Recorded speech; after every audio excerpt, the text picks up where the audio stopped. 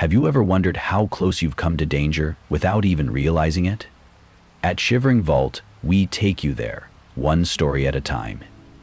But before you drift off, consider liking this video and commenting where you're watching from. Now, let's dive into these chilling stories. I had been planning this trip for months. It was supposed to be a relaxing getaway, a much-needed break from everything.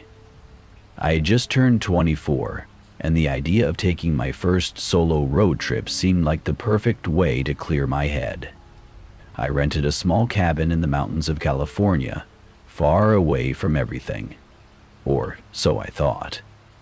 I planned on taking the scenic route, wanting to see the beautiful landscape, the winding roads, and the dense forests. It was supposed to be peaceful, just me and the open road.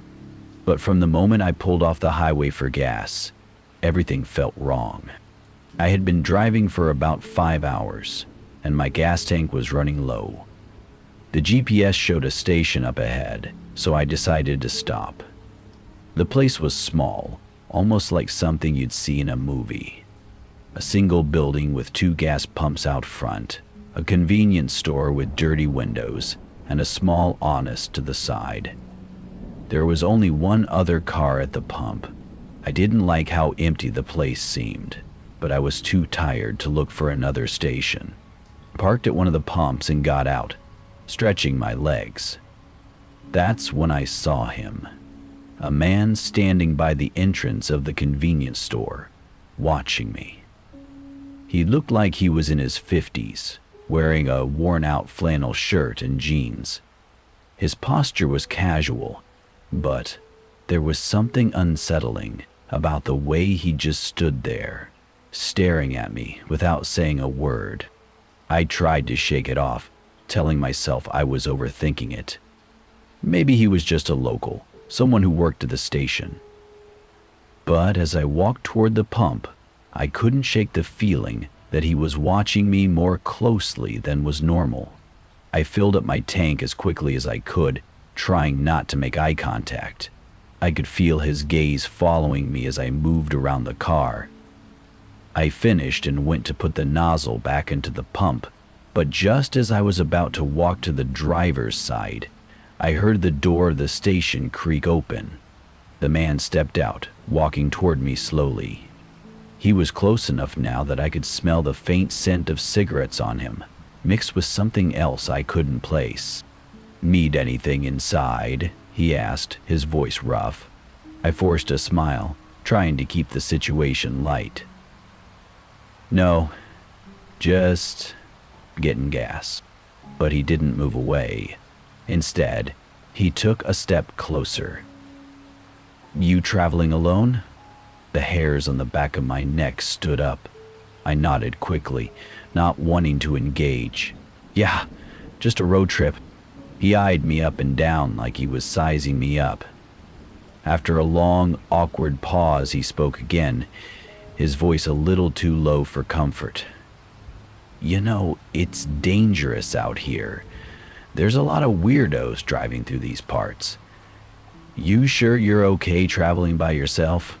I was starting to feel my pulse quicken. I didn't like how close he was. He was practically standing next to me now. "Yeah, I'm fine," I said, my voice a little shaky. "I'll be on my way soon." But he didn't take the hint. Instead, he stepped even closer, his face just inches from mine. "You sure? I can help you out with your tires if you need it. Or maybe keep you company. It gets lonely out here, especially for someone like you." I couldn't stand it anymore. My heart was pounding. I took a step back, my hands instinctively going for the door handle of my car. "Thanks, but I really need to go," I said quickly, trying to stay calm. But instead of walking away, he reached out, his hand just brushing the sleeve of my jacket. My stomach dropped. "I wouldn't go just yet," he said, his tone now dark and too friendly. "I think you'll be fine." That was it. I couldn't take it anymore. Without thinking, I threw open the door and slammed it shut behind me, locking it as fast as I could.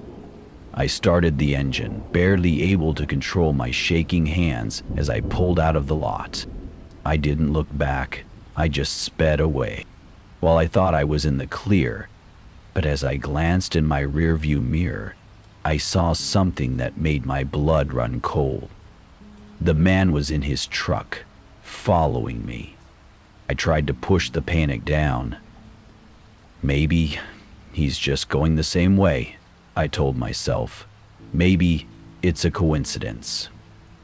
But the farther I drove, the more I realized he wasn't just going the same way.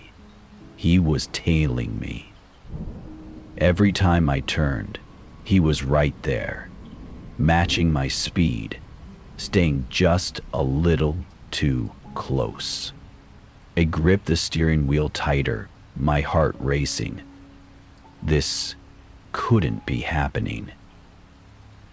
I was in the middle of nowhere, with miles of empty road in front of me, and nothing but hills and trees surrounding me. I tried to lose him by taking sharp turns and speeding up, but no matter how much I pushed the gas pedal, his truck was still there, right behind me. It was like he was waiting for the moment I'd make a mistake, waiting for me to panic. I have to get away. I didn't know what his intentions were, but I couldn't take the chance. I couldn't let him catch me. I remembered the cabin I had rented, tucked away in the mountains. It was isolated, far enough that I could lose him. I made a hard turn onto a narrow mountain road, hoping it would throw him off. My car slid as I took the curve, but I didn't care. I just needed to get away. I could hear the rumble of his truck engine behind me, getting closer, like he was almost daring me to run. I floored it, the road winding higher into the mountains. The speedometer climbed. My mind raced, and every time I checked the rearview mirror, his headlights were still there. I reached the top of the mountain pass and saw my cabin in the distance. It was surrounded by trees, barely visible from the road. I swerved into the narrow gravel driveway, pulling in as fast as I could, slamming the brakes just before I hit the fence. I couldn't see his truck anymore, but I didn't dare let my guard down. I threw the car into park, my hands shaking uncontrollably as I grabbed my phone. I locked the doors and called the police. 911. What's your emergency? The operator asked. There's a man chasing me, I gasped. I'm at a cabin in the mountains off the highway. He's been following me for miles. I think he's trying to hurt me. Ma'am, stay inside. We're sending someone right now. Can you tell me exactly where you are? I quickly gave her the details. As I spoke, I heard the distant sound of an engine, and I froze. It was his truck. It was getting closer. I had to act fast. I think he's here, I whispered. The operator tried to calm me, urging me to stay inside and lock all doors and windows. But I couldn't help but glance outside. In the distance, I saw the headlights of his truck cutting through the trees, getting closer, slow but sure. Please hurry, I begged. He's here. I could barely breathe as I watched the truck pull up to the edge of the driveway, its engine idling. My heart was pounding in my chest, the sound thundering in my ears. I held my breath, hoping he wouldn't see me. But it was too late. The headlights flared, and for a moment, I saw his face through the windshield. No, he's going to get out. He's coming for me. But just then I heard the sound of sirens in the distance. The man's truck hesitated, then slowly backed up and took off, disappearing into the dark mountain road.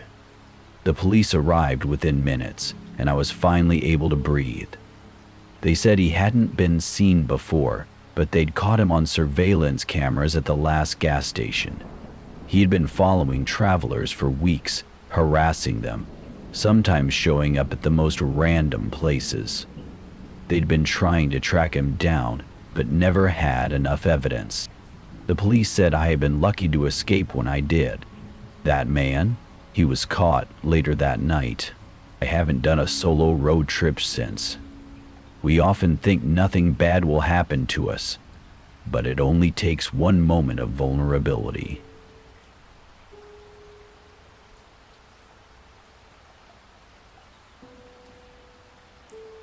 The sun had just set, and I was racing to make it to my destination before dark.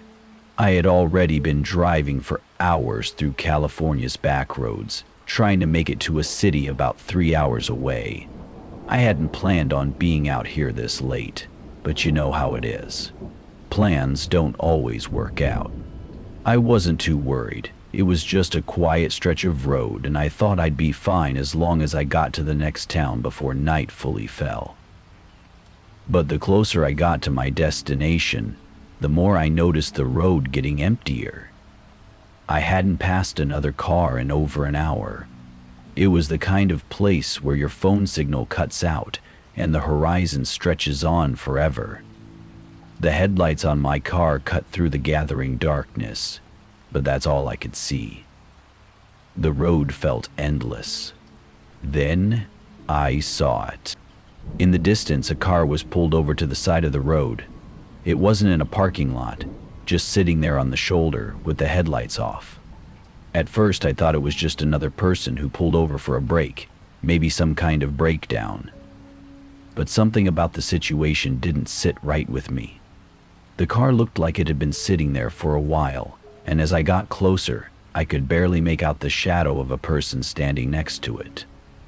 I slowed down, trying to figure out what to do. Maybe I should stop and see if they needed help, right? I mean, it's the decent thing to do, right? But I hesitated. Something about the whole situation just felt off, like my gut was telling me to keep going. But curiosity got the best of me. Maybe it was the loneliness of the road, or maybe I just wanted to make sure no one was stranded out here alone. I decided to stop. I pulled over a little ways down from the car. My hands were a bit shaky, but I forced myself to look around and make sure I wasn't overreacting. The last thing I wanted was to be paranoid over nothing. But when I looked back at the car, I noticed the driver's side door was wide open and the seat was empty. That's when the hairs on the back of my neck stood up. Before I could think about it too much, I saw a figure moving from behind the car, a man. He walked slowly toward me, his steps deliberate but not rushed. I tried to convince myself that it was nothing, just some guy walking down the road. But his eyes locked on me immediately, and that feeling in my gut came back, stronger than ever. He was wearing an old jacket, something that looked like it hadn't been washed in weeks.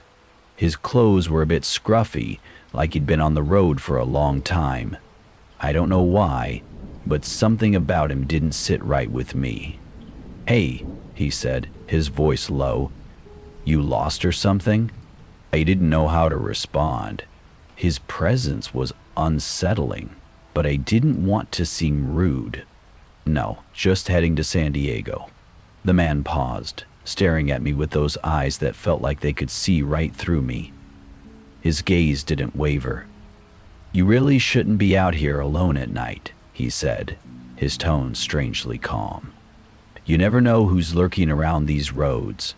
People disappear out here, or worse." I froze, my breath catching in my throat. His words weren't threatening in the way a normal person might try to scare you. They were something else. Something that made the hairs on my neck stand up. His smile, barely a flicker on his face, didn't reach his eyes. It was as if he already knew what would happen next, like he had seen this all before and was just waiting for me to play my part in the story. I couldn't speak. I wanted to ask him what he meant, why he was out here alone, but the words wouldn't leave my mouth. Instead, I just nodded quickly, desperate to escape the oppressive tension in the air. "Yeah, I'll be careful." Before he could say another word, I slammed the car into gear and peeled out, my tires kicking up gravel as I sped away. I glanced in my rearview mirror as I drove off, my pulse hammering in my chest. There he was, still standing there, watching me. And then, as I kept driving, I noticed something. A set of headlights appeared in the distance. At first, I figured it was just another car, someone else making their way down the road. But as the light got closer, I realized it wasn't just any car. It was the car from before. The same old beat-up sedan that had been parked on the side of the road. The one that had no business being out here. I gripped the steering wheel tighter, trying to keep my composure. Maybe it was a coincidence, right? Just another car on the road. But then the headlights stayed behind me. No matter how fast I drove, no matter how many turns I made, the car stayed right there, trailing me. It wasn't overtaking me or pulling ahead. It was just following. I checked my rearview mirror again. There it was. Same car, same headlights. My heart started pounding faster. I reached for my phone, hands trembling. I was about to dial 911 to get some help, but when I pulled it out, the signal bars were completely gone. My phone was useless. Panic surged through me.